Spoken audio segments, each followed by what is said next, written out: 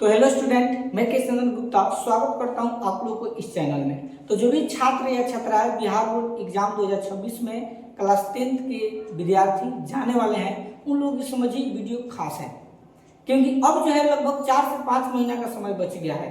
अब आप लोगों के बीच हम इस चैनल के माध्यम से आप लोग को वही क्वेश्चन बताएंगे, वो किसी भी सब्जेक्ट का हो, math, science, social science, Hindi, किसी भी सब्जेक्ट का हो। VVI टॉपिक्स आप लोग के बीच में लाएंगे जो क्वेश्चन बार बार एग्जामों में रिपीट करता है और 100% में 100% गारंटी रहता है कि एग्जाम में आएगा। उसी प्रश्नों को हम लोग देखेंगे, ठीक है।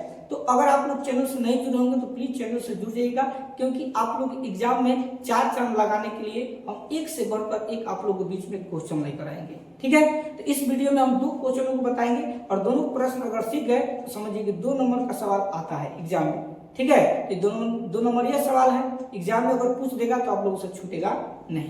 तो आइए हम लोग सीखते हैं आखिर कौन सा प्रश्न है, ठीक है। तो आप लोगों को बोर्ड स्क्रीन पर दिखाई दे रहा होगा, देखिए लिखा है Bihar board class 10 math VVI topics 2026, यानी बिहार बोर्ड के बच्चों के लिए खास है, ठीक है। यहाँ पर प्रश्न है, ध्यान समझिएगा, 0.00875 को P बटा क्यू की जगह पर आप परिमेय संख्या भी दे सकता है, ठीक है। P बटा क्यू के रूप में क्या करो, लिखे। यानी सबसे पहले आपको 0.0875 को परिमेय संख्या के रूप में लिखना है, यानी P बटा क्यू के रूप में लिखना है। और इसके बाद कह रहा है कि बताना है क्या जहां P और Q में कोई उभयनिष्ठ गुणनखंड नहीं है, ठीक है। और यह सवाल देखिए BM भी है, ठीक है। इसके बारे में हम लोग जिक्र करेंगे। सबसे पहले हम लोग कोई भी जब संख्या आपको दशमलव में दिया जाए, जैसे मान लो 0.2 है, ध्यान समझिएगा 0.2, और कोई आपसे कहे इसको परिमेय संख्या के रूप में बदलिए, तो हम क्या करते हैं 0.2 को 0.2 लिख देंगे, बाटा का चिन्ह दीजिएगा, नीचे आप 1 लगा देंगे, ठीक है। और देखिए दशमलव पद के कौन अंक है, 1 अंक है ना, तो 0 लगा दीजिए, ठीक। अब क्या होता है कि दशमलव जो है आपका कट जाता है, ऊपर आपका हो जाएगा 2 और नीचे हो जाएगा 10, ठीक है। और इसको काट देंगे तो 2 कम 2 और 2 पर से 10, इसका आंसर कितना आ गया, 1/5 आ गया। तो इस तरह से हम लोग तोड़ते हैं, ठीक है। अगर मान लीजिए 0.25 दिया है और इसको परिमेय संख्या के रूप में बदलना है, कैसे बदलेंगे, कुछ मत करना, 0.25 है तो 0.25 लगा दीजिए, बाटा नीचे में 1 लगा दीजिए, दशमलव के बाद कौन अंक है, 2 अंक है, तो 2 अंक नीचे 0 लगा दीजिए, दशमलव अपने आप गायब हो जाएगा, ऊपर बच गया 25 और नीचे बच गया आपका 100। कटने वाला है तो काट दीजिए तो कट जाएगा, 25 से कम 25, 25 चौका 100, 1/4 आपका ये आंसर हो गया। तो इस तरह से हम लोग परिमेय संख्या के रूप में बदल सकते हैं। क्या समझ में आ रहा है? समझ में आ रहा है ना आप लोगों को? जरूर आएगा, ठीक है। अगर मान लीजिए 2.35 ऐसा है, आप कोई बोले कि इसको परिमेय संख्या के रूप में बदलो, ठीक है, कुछ मत करना, फिर उसी तरह 2.35 लिख देना है, नीचे बाटा का चिन्ह 1 लगा दीजिए, दशमलव के बाद कौन अंक है, 2, तो 2 0 लगा दीजिए, अब इसको काट दीजिए, तो ऊपर बच गया आपका 235 और नीचे बच गया आपका 100, ठीक है। काट दीजिए, 5 से कट जाएगा, 5 दूनी 10, 0 के 0, 5 से ये कट जाएगा, 5 का 20 और 5 से 35, अब नहीं कटेगा, इसका आंसर आएगा 47 और बटा में कितना 20, यही आपका आंसर हो जाएगा, ठीक है। तो इस तरह से हम लोग पर कोई भी दशमलव संख्या को परिमेय संख्या यानी P बटा Q के रूप में बदल सकते हैं, ठीक है। तो आइए इसी कुछ कंसेप्ट का प्रयोग करके इसको भी हम लोग बनाते हैं।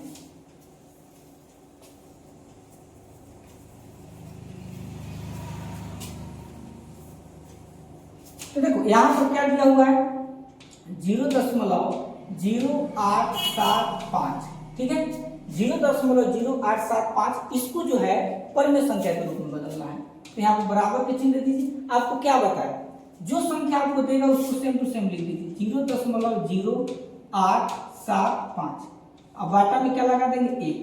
अब काउंट करो, दशमलव के बाद कौन अंक है, 1 2 3 4 अंक है, तो 4 को आप 0 लगा दीजिए, ठीक है।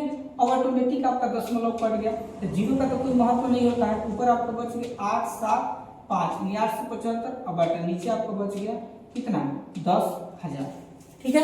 और बारी बारी से इसको काटिए, क्योंकि सरलतम मान चाहिए, तो 5 से कटेगा, 5 दूनी 10, 0 के 0, 0 के 0, 0 के 0, फिर 5 से कट जाएगा, 5 से कम 5, 6 7 8, 3 बचा 3 चल जाएगा, 7 के पास तो कितना हो जाएगा आपका 37, तो 5 7 कितना होता है 35, 36 37 25 हो गया, 50 25, फिर 5 से कट जाएगा, 5 का 20, 0 के 0, 0 के 0, ये भी 5 से कट जाएगा, 5 तिहाई 15, 16, 17, 2 बच गया 25, 5 25, ठीक है।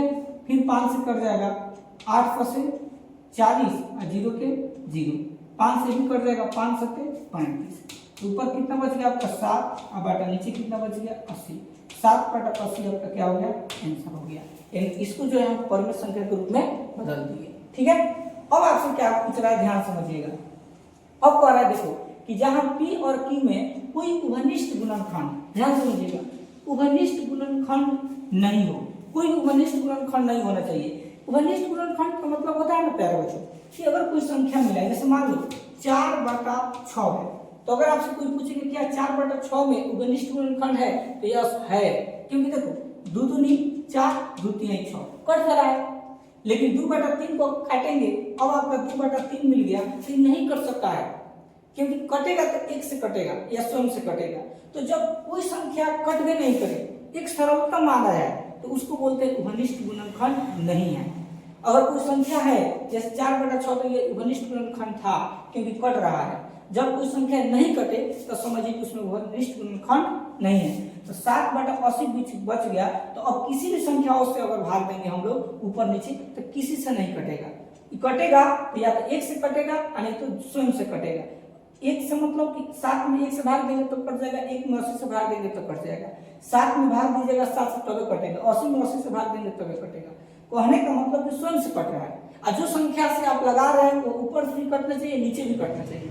इन्हें के ऊपर 7 से लगा दिए, नीचे 4 से लगा दिए, ये गलत नहीं होना है, ठीक है। तो क्लियर हमको आशा है कि आपको समझ में आ गया होगा उभयनिष्ठ गुणनखंड का मतलब। तो उसी तरह 7/80 यानी P/Q में कोई उभयनिष्ठ गुणनखंड नहीं है। तो बता सकते हो नीचे थोड़ा सा लिख देंगे, इसलिए P और Q में कोई उभयनिष्ठ गुणनखंड नहीं है,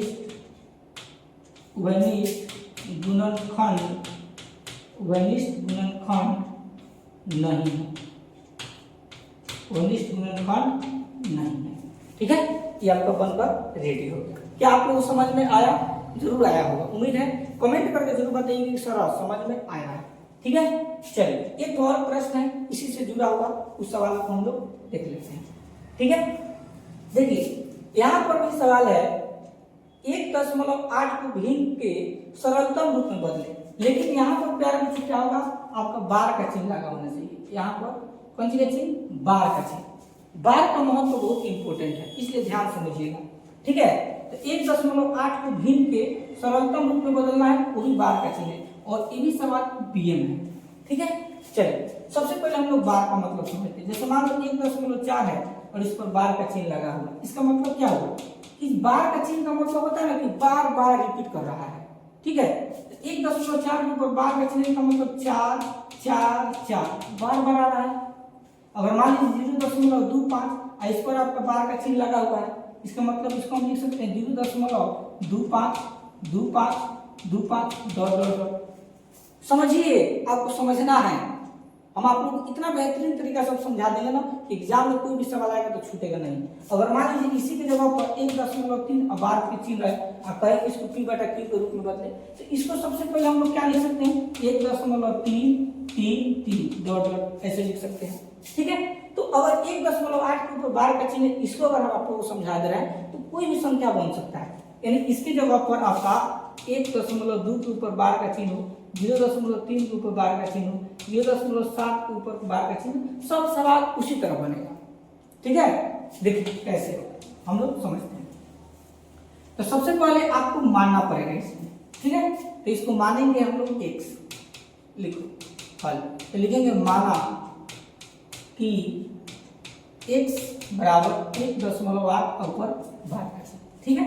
एक स्टेप और लिखेंगे x बराबर 1.8 बार का चिन्ह, इसका मतलब बार बना रहा है 8 8 8 डॉट डॉट डॉट, इसको समीकरण 1 के नाम देंगे, ठीक है। अब क्या करेंगे, इसके नीचे लिखेंगे समीकरण 1 में 1 के चिन्ह लगा दीजिए, ठीक। अब देखो बार का चिन्ह को वो पता, मात्र एगो संख्या पता 8 को, यानी बार का चिन्ह जितने भी संख्या पर होगा उतना जीरो लगा के गुना करना है। तो देखो यहाँ पर बार का चिन्ह 8 यानी एगो संख्या पे है, एगो यानी जीरो लगाना है 10, यानी 10 से क्या करने पर गुना करना, 10 से गुना करने पर अगर इसी के जगह पर 2 5 बार का चिन्ह रहता तो हम 100 से गुना करते, क्योंकि बार का चिन्ह 2 को संख्या पर 2 को जीरो लगाएंगे तो 100 होगा कि नहीं होगा, समझ रहे हो ना। सब चीज प्यारे बच्चों आपको क्लियर हो जाएगा जब वीडियो आप लोग कंटिन्यू देखेंगे तो, ठीक है। तो देखो समीकरण 1 में 10 से गुना करेंगे तो 10 में 1 से गुना होगा तो कितना हो जाएगा 10x बराबर के चिन्ह। अब देखो 10 में 1.88 से गुना जब होता है तो ध्यान दीजिएगा, ट्रिक बताते हैं। 10 में कौन जीरो है, एगो जीरो है, तो एक अंक आपका इधर में घस सकता है, इसको हम लिख सकते हैं 1। अब देखो दशमलव इधर एक बार 8 घस के इधर 8 आ जाएगा दशमलव। अब इसमें तो 8 बहुत सारा है तो दशमलव पर 3 गो अंक है तो 3 को 8 फिर से लिख दीजिए, यहाँ पर डॉट डॉट का चिन्ह लगा दीजिए, इसको समीकरण 2 का नाम दे दीजिए, ठीक है। अब क्या करेंगे, समीकरण 2 में से समीकरण 1 को हटा देंगे, तो लिखेंगे समीकरण 2 माइनस समीकरण 1 से, समीकरण 2 में से समीकरण 1 को हटा देंगे तो 10 को x में से 1 x घटे तो कितना बची 9x बराबर बची। अब देखो 18.88 है, ठीक है, ध्यान से देखिएगा 18.888 है और घटाना है 1.888, ठीक है। तो सब वैल्यू क्या हो जाएगा 0.8 में से गया 7 1 1 17 क्या मिल गया 0, यानी लिख सकते हैं डायरेक्ट 17, ठीक है, क्या लिख सकते हैं 17। अब ये गुना उधर जाएगा तो भाग बदलेगा तो x बराबर हो जाएगा 17 और बटा में कितना 9, यही आपका क्या हो गया आंसर हो गया, ठीक है। तो 1.8 को जब सरलतम रूप में बदल गया तो 17/9 आएगा, क्योंकि इसके आगे भाग दीजिएगा तो ये नहीं कटेगा, ठीक है। बोलो क्या इसको समझ में आप लोगों को सवाल आया कि नहीं आया, जरूर आया होगा, ठीक है। तो इसी तरह आप लोगों के बीच हम एक एक चीज VVI क्वेश्चन लाएंगे जो आप लोगों को जितना भी डाउट होगा मैथ में सब आपका क्लियर हो जाएगा, वो भी आप लोगों को चैप्टर बाय चैप्टर बताएंगे, ठीक है। मिलते हैं नेक्स्ट टॉपिक के साथ, तब तक के लिए धन्यवाद।